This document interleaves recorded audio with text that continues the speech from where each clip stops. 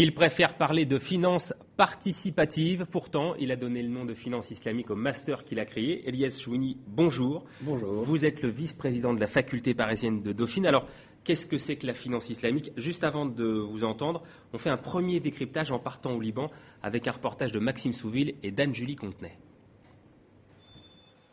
Depuis quelques années, le secteur bancaire libanais voit s'implanter de nouvelles enseignes. Leur point commun, ce sont des banques islamiques. Venue des pays du Golfe, la finance islamique veut concilier activité bancaire classique et préceptes coraniques. Nous n'investissons pas dans les armes, dans l'alcool, dans les casinos, dans la prostitution, dans tout ce qui n'est pas éthique. L'autre injonction coranique en matière de finance, c'est l'interdiction de gagner de l'argent par l'argent. Le prêt à intérêt, la spéculation, le rachat de créances sont donc prohibés. Par exemple, aucun établissement islamique n'avait acheté de subprimes. Avec la crise financière qui a lieu en ce moment, si tout le monde regardait en direction de la finance islamique, il se rendrait compte que c'est la vraie solution face à ce qui se passe. Lors du Forum économique islamique mondial en mars dernier à Jakarta, les participants ont présenté la finance islamique comme une alternative au système financier conventionnel en crise. Néanmoins, la finance islamique est encore jeune et comme la finance conventionnelle, elle a ses limites. Nous avons étudié les 14 plus grandes institutions financières islamiques et nous avons remarqué qu'il y avait une lacune majeure en termes de structure gouvernante dans ces établissements islamiques. La structure de ces banques fait que certains investisseurs majeurs de l'établissement ne savent pas où est placé leur argent. Ils n'ont pas le droit d'influer sur la stratégie de placement décidée par les dirigeants.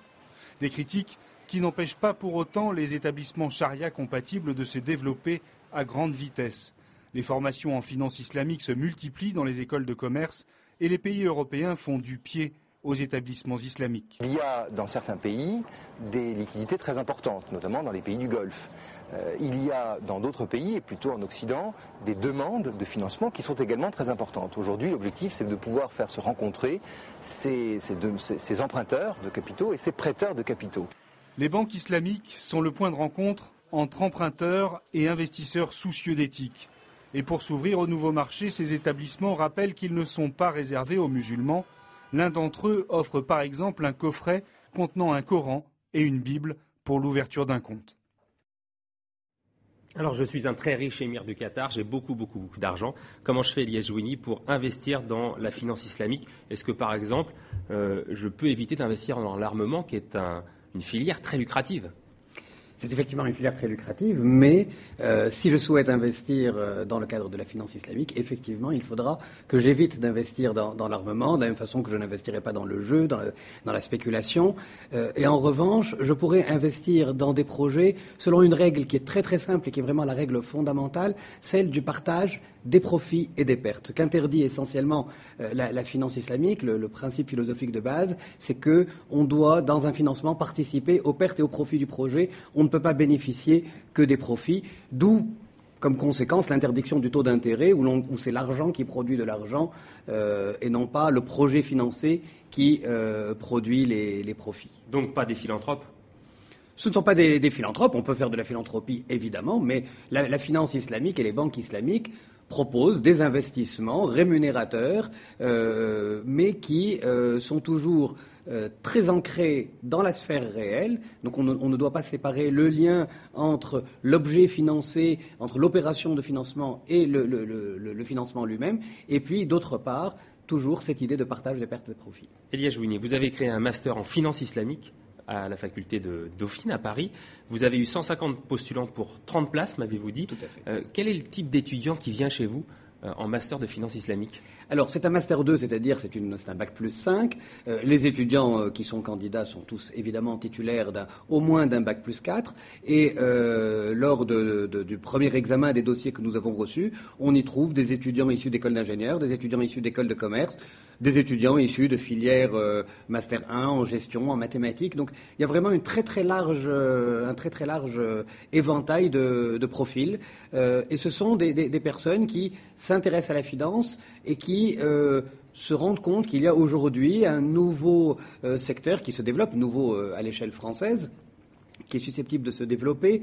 Nous avons excusez-moi, plusieurs banques françaises sont déjà actives en fait dans le domaine de la finance islamique, mais dans leur activité internationale. Oui, mais par exemple, il y a eu un ratage, entre guillemets. Je sais que la Société Générale a souhaité proposer des produits de finance islamique à l'île de la Réunion, et ça a capoté. Pourquoi, à votre avis ?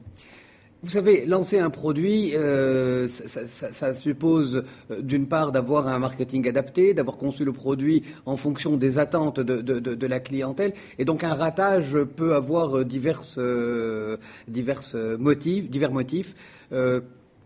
En l'occurrence, je pense vraiment que c'est un produit qui n'a pas reçu l'écho qui était espéré auprès de la population. Je sais que vous travaillez auprès du cabinet du Premier ministre. Est-ce que c'est vous, par exemple, qui avez insufflé à Christine Lagarde l'éventualité, effectivement, de pouvoir capter cette manne qui représente 500 milliards d'euros ? La manne de la finance islamique, c'est 500 milliards d'euros. C'est vous qui avez soufflé ça ? Non. Je suis effectivement membre du Conseil d'analyse économique. J'ai eu l'occasion de rédiger avec Olivier Pastré un rapport pour la place de Paris et notamment donc pour les instances de régulation et pour les autorités de tutelle sur la place de la finance islamique et le potentiel de développement de la finance islamique en France. Aujourd'hui, la finance islamique représente même 700 milliards d'euros d'actifs sous gestion. J'en ai oublié 200. Voilà, mais c'est pas de votre faute puisque on a un taux de progression qui est de 30 à 40% par an. Donc, suivant que vous prenez les chiffres 2008 ou 2009, vous avez déjà une très très forte variation. Alors, ce rapport a servi notamment à étayer la réflexion actuelle sur la place de la finance islamique et le potentiel de la France en termes de finance islamique, mais les réflexions en cours et notamment les avancées qui ont été décidées par Christine Lagarde sont antérieures même à ce rapport. Pourquoi est-ce que Londres et Genève sont leaders par rapport à Paris aujourd'hui sur l'attrait des places financières en termes de finance islamique ?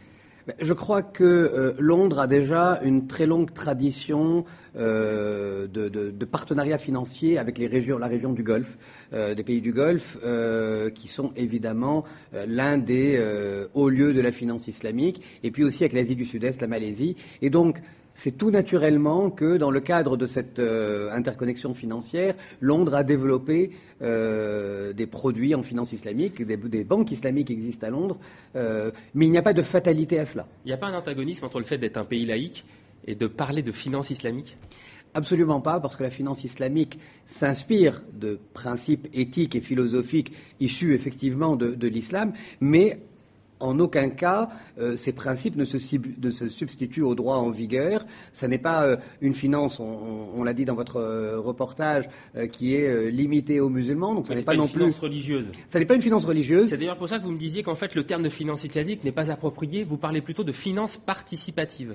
Tout à fait, parce que je pense que ce qui fonde, comme je le disais tout à l'heure, la finance islamique, c'est le fait de participer aux gains et aux pertes, et donc de participer à un projet. On ne prête pas de l'argent, on finance un projet, et donc on bénéficie des retombées de ce projet. Et donc le terme finance participative, on peut même aussi proposer pour enlever peut-être la dimension, là on resterait dans une dimension religieuse, mais pas spécifiquement islamique, on pourrait aussi l'appeler finance abrahamique, parce que ces principes-là, on les retrouve dans les trois grandes religions monothéistes. Et donc là, je crois que c'est un principe qui est récurrent dans notre culture. Merci beaucoup, Ilyes Jouini.